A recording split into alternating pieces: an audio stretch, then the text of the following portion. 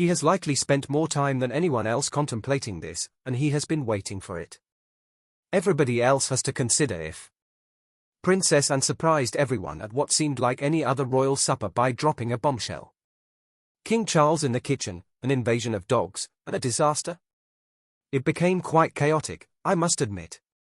You won't find this type of regal story in your history books. It's far superior. Anne has finally decided to relate her wild dinner experience, so brace yourselves. Anne, Princess. Painful surprises. Hello, everyone. Everyone at the low-key charity event was expecting Princess Anne to deliver her signature speech. Restrained, courteous, and to the point. She approached the platform with an air of seriousness and aplomb, clutching a handful of papers.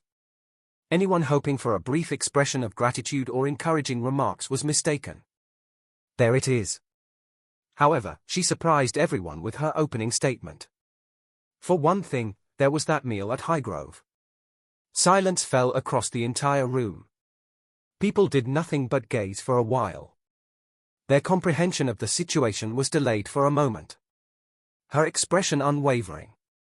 A subtle glint in her eye suggested that she was aware this tale would catch everyone off guard, even though her voice remained unmoving. The reclusive nature of Anne is well known. Public jokes are rare for her. But that night, her narrative was hilarious and full of mayhem. She recounted a disastrous dinner party. More problems than anyone had anticipated ensued as a result of King Charles's attempt to cook and Camilla's peculiar suggestion for dinner guests. Everyone was laughing at her telling of it. She had impeccable timing. Every little thing was spot on. She was obviously trying to contain her own laughter. It seemed as if nobody had budged. Everyone kept staring. Audiences leaned in, eagerly anticipating what was to come. Reason being, Princess Anne bestowed an uncommon gift at that precise moment. A genuine glimpse inside the life of a royal. Absent the stuffy bit. That unruly, chaotic, peculiar part that stays hidden. It was a memorable experience that folks couldn't forget. I still can't believe she said that as I leave that moment. And kept her voice down. She remained silent throughout. As she casually dropped each component, she remained composed and unfazed. And that was the icing on the cake. That night, her little remarks became an unforgettable experience. It seemed genuine, not because it was large and showy. Furthermore, it was communicated by an individual who seldom divulges such details. Some were astonished by Princess Anne. And they thoroughly enjoyed it. However, her impending revelation would alter the public's perception of the royal family indefinitely. It was complete mayhem, and this wasn't your average dinner narrative. Highgrove House is incredibly picturesque, like a scene from a fairy tale. Inviting, historic, and peaceful. There, King Charles enjoys his time very much. Soft lighting, vintage furnishings, and an abundance of character abound throughout the home. The dining room was very stunning that night. The big table was adorned with gleaming silverware and exquisite china. Candles cast a warm, golden light around the space. Nobody was invited to this gathering. No one with a camera or reporter. Charles and Camilla only wanted a low-key supper with loyal friends and family. An intimate group of relatives and friends were the only ones invited. Everyone could kick back and enjoy the evening. No oratory or ostentatious attire. Enjoying some warm food and light conversation on a quiet night. These types of banquets are not often attended by Princess Anne. Her schedule is jam-packed. Frequently misses informal family gatherings. The difference this time was that she said yes. Perhaps she desired the company of loved ones. Perhaps she was anticipating the night's events with a sense of curiosity. Camilla put her own spin on it. She gathered blossoms from the garden and put some gentle music on repeat. A few surprises were also on the menu. Not stuffy, but with an air of intimacy. The atmosphere was casual. People had a good time, told each other stories, and feasted. The atmosphere was one of tranquility. Attendees appeared to be enjoying themselves. However, an unexpected event occurred as the night progressed. Neither a major catastrophe nor a royal quarrel occurred. Something insignificant and peculiar happened that night that Princess Anne will never forget. People were astonished when she told the incident later at a public occasion. They were surprised that she brought it up. It became clear that the dinner at Highgrove was much more than that. It went down in royal family history as one of the most unexpected and hilarious episodes from their personal lives. No one could have predicted the most comical royal supper debacle that had ever happened that fateful night, when everything appeared to be going according to plan. It all began with Charles making a terrible choice. Preparedness is King Charles's strong suit. At first, dinner at Highgrove was intimate, just a few people, a cozy room with low lighting, and the soothing sound of conversation. When King Charles got up and announced he was going to be making the main course himself, though, things changed. He grinned and expressed his desire to divulge a really personal matter. He was alone, with no cooks or helpers. He raved about the fresh produce he had chosen himself earlier in the day and his devotion to farm fresh food. Polite applause was given by everybody. As always, Princess Anne maintained her composed expression as she gazed at him. She spoke more with her eyes than words.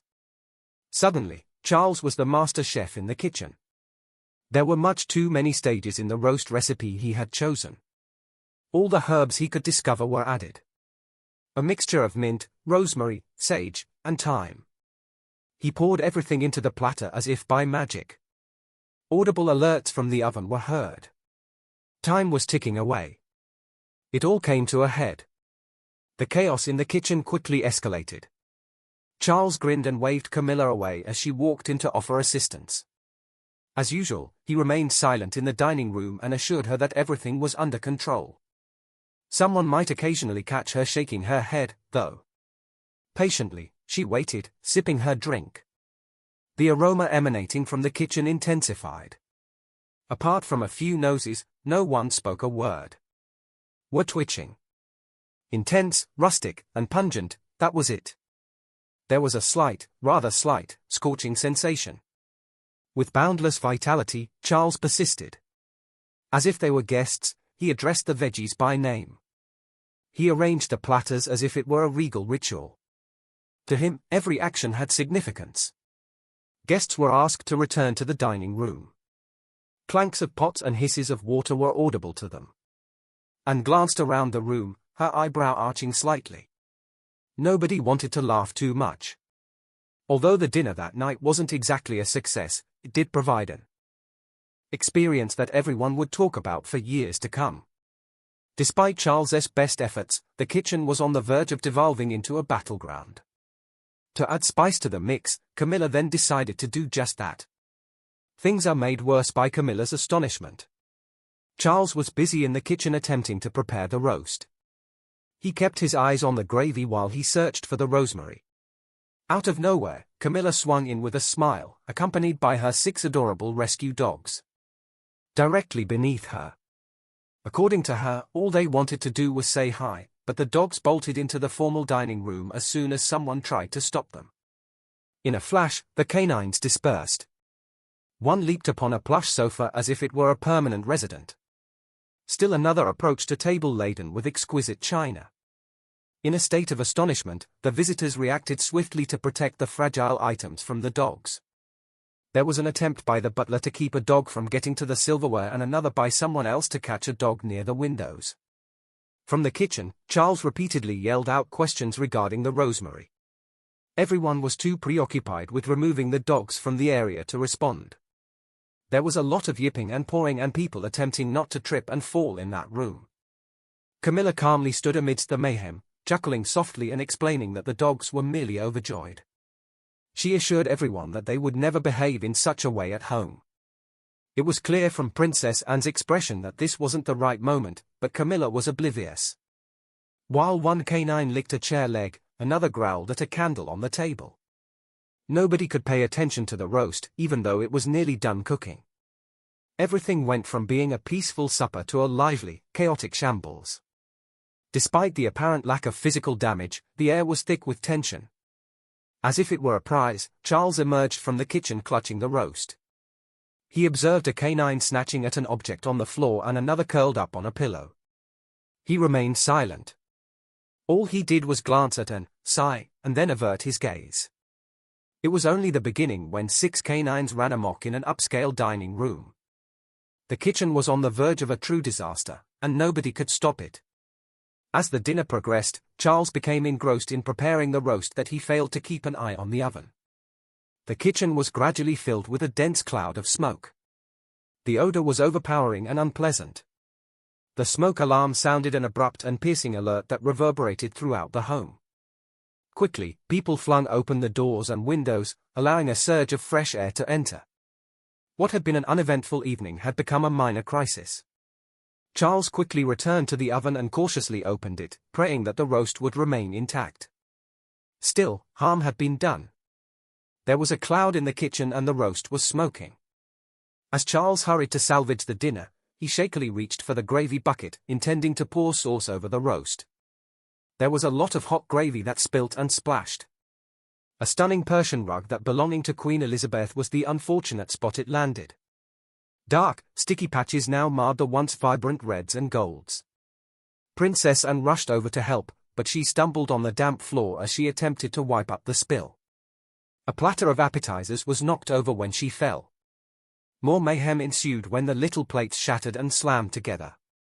While everything was going on, Camilla was practically crying from laughing so hard.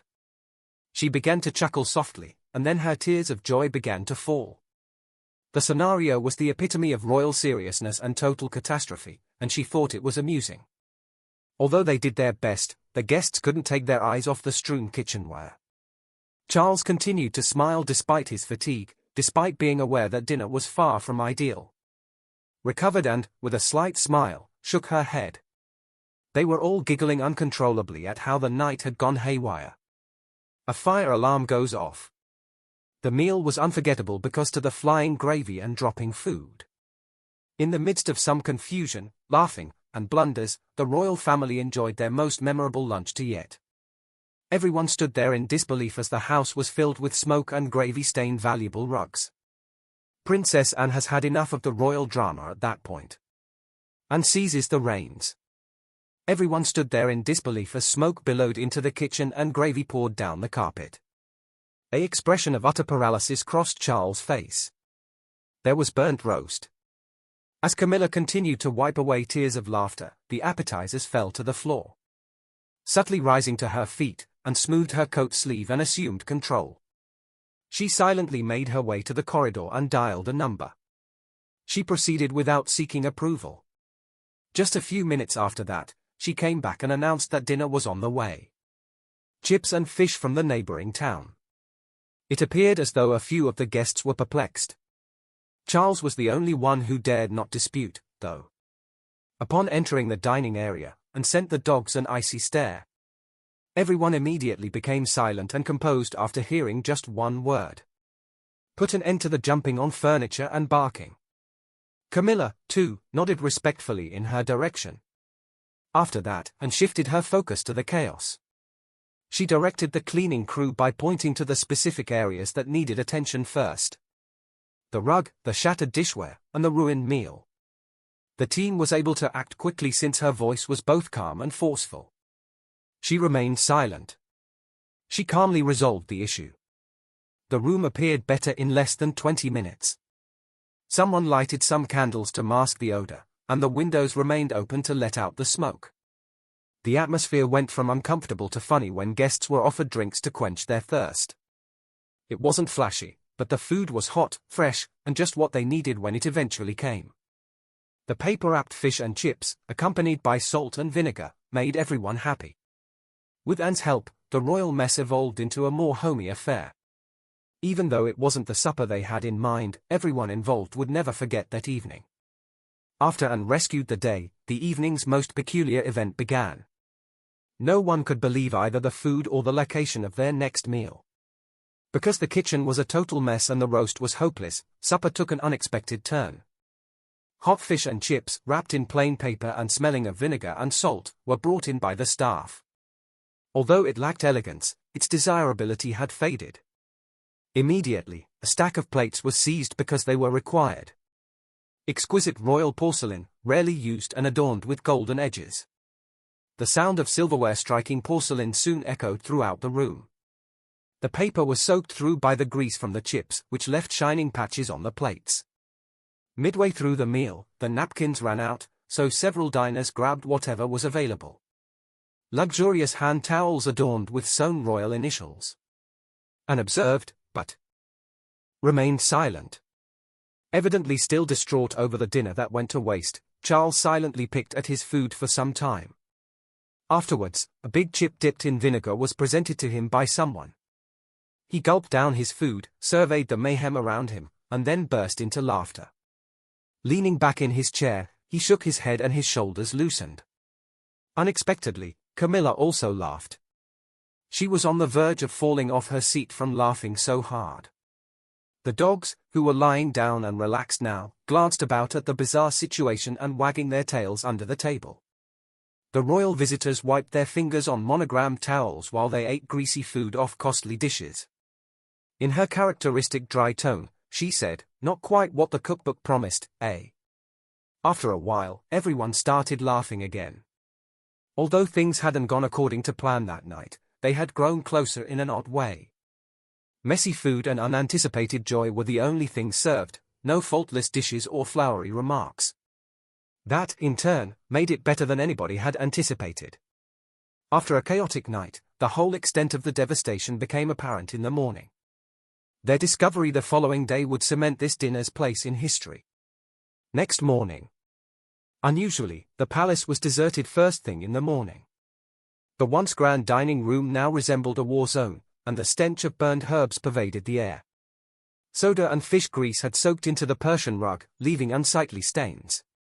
Sauce splatters dried into the upholstery of a couple of vintage chairs. The towels with the embroidery were destroyed. The crew wasted little time in attempting to repair the harm.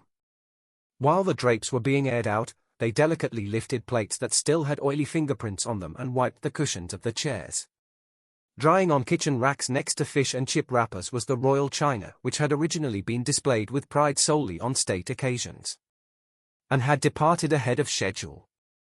Her neat handwriting was evident on the little letter she left on the table. "Ensure that the experts are in charge next time." It sounded like a royal decree, was brief, and was kind. Charles sighed as he read it. He felt mild embarrassment rather than anger. Subtly, he conceded that perhaps it had not been the wisest decision to cook a complicated roast for 22 guests solo. Almost immediately, everyone was in agreement that ceremonial dinners were not the place for culinary experiments. Still, Camilla felt very good about herself. Laughing, she recounted the moment a dog, amidst all the mayhem, leaped onto the couch. The dogs, meanwhile, were completely shameless. They scampered aimlessly down the corridors as if nothing had transpired. Coats fluffing out. Unbeknownst to them, they had contributed to the transformation of a regal feast into a farce. This story was kept secret by the royal family for a long time.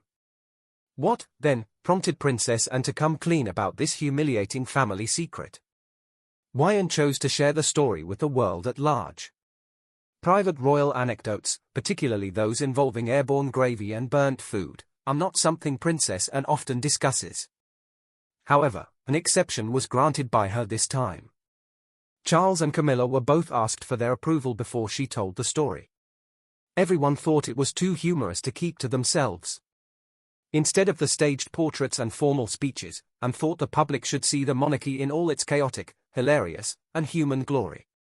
A burnt roast and a damaged carpeting weren't the only things that happened at supper. It demonstrated that even the most august members of society can make a fool of themselves, laugh it off, and go on. A narrative such as this seemed invigorating when things were bleak. And felt that sharing a humorous incident might help lift the spirits of those who are feeling low by showing that even the royal family has bad days. Despite their titles and customs, the family is merely regular folks who want to eat supper without raising suspicion. Within the palace, the night itself became legendary. Members of staff discussed the gravy incident behind closed doors, with some even making fun of Charles, suggesting he should just stay in gardening. The dinner brought the family closer together, though. Whether it was grabbing chips from royal china, avoiding dogs, or shouting for rosemary, everyone had a chance to shine in the mayhem. They had just heard an unforgettable tale. The story went viral as soon as it was made public. Charles wearing an apron became a meme sensation. It was a huge hit. Innocent jabs at His Majesty's culinary abilities become a frequent joke for late-night hosts. Many royal watchers felt it was the most compelling tale in a long time. Upon hearing the complete story, even Prince William and Kate were said to have laughed. It revealed the family's genuine, unplanned, and unexpectedly humorous side, but it lacked polish and planning. Even though the food went up in blaze, the tale? That became hilariously royal. The carpeting and the roast were secondary concerns. It was hilarious and dealt with a royal shambles. In Anne's story, we found unexpected humanity among the mayhem and warmth. Please like, share, and subscribe if you found this glimpse into the castle to be entertaining. For the simple reason that gravy can land on anything at times.